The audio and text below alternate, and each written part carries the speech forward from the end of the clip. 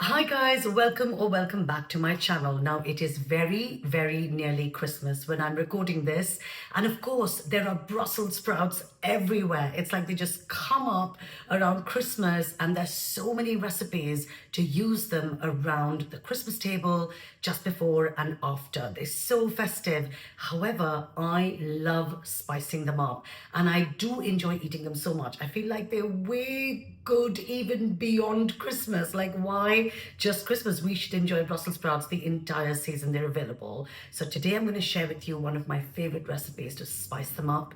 It is vegan, it is full of flavor, and you will love them so much. Once you start, you can't stop popping these little green things. If that sounds good to you, please don't forget to hit the like, subscribe, share button so you can support my work and help my channel grow. And then let's get cooking. I've used 300 grams of Brussels sprouts here. Mine have simply come out of a packet. Now you have to just take the back end of a Brussels sprout out and then cut it in half. There is no need to cut a little crisscross at the end of it, which a lot of people do. And that's a funny one because it actually comes from an old wives' tale that Brussels sprouts used to have evil spirits residing in them, and if you cut crisscrosses, it would help those evil spirits escape. Anyway, look, that's enough of me jabbering on.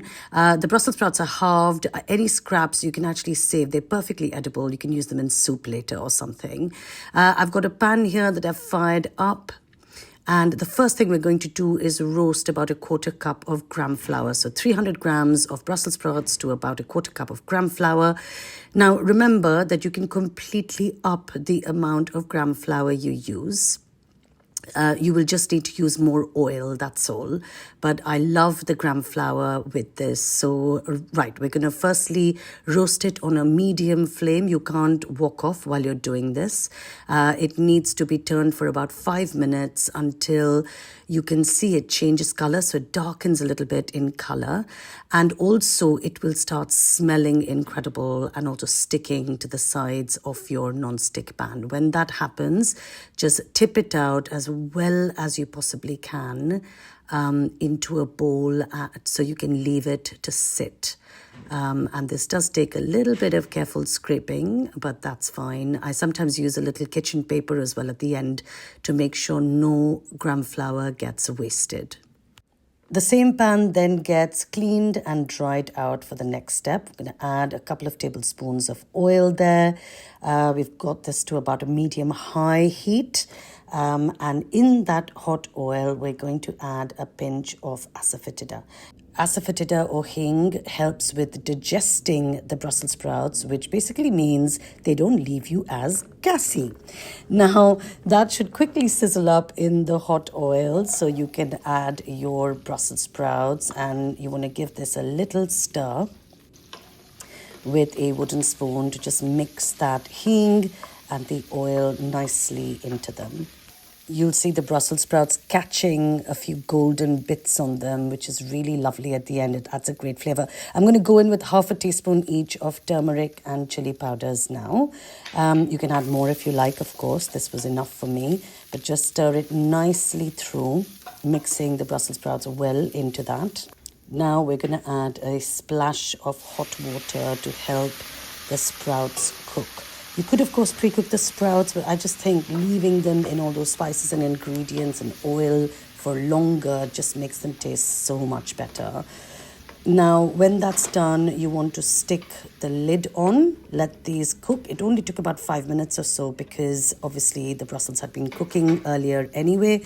You can check by just poking a fork through one of them. It should go in, but with a bit of difficulty. So now we're going to add a bit of salt, just taste and make sure it's okay, and then the roasted gram flour that's been sitting and waiting its turn.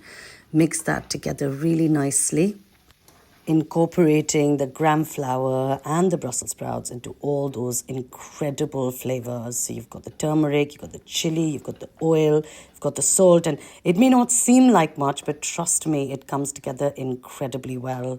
with just the smallest handful of ingredients.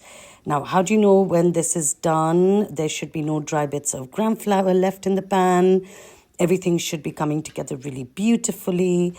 And you finish it off just with a squirt or two of lemon juice. I've gone quite generous in this because I love them nice and tangy, but it's entirely up to you how much lemon juice you use. Again, mix that in. You might want to give it a little taste to make sure it's okay at this stage and adjust the salt and lemon juice if you need to. Honestly, guys, these are so good. You'll want to eat them straight out of the pan, and I hope you enjoy it as much as I do. See you here for the next recipe.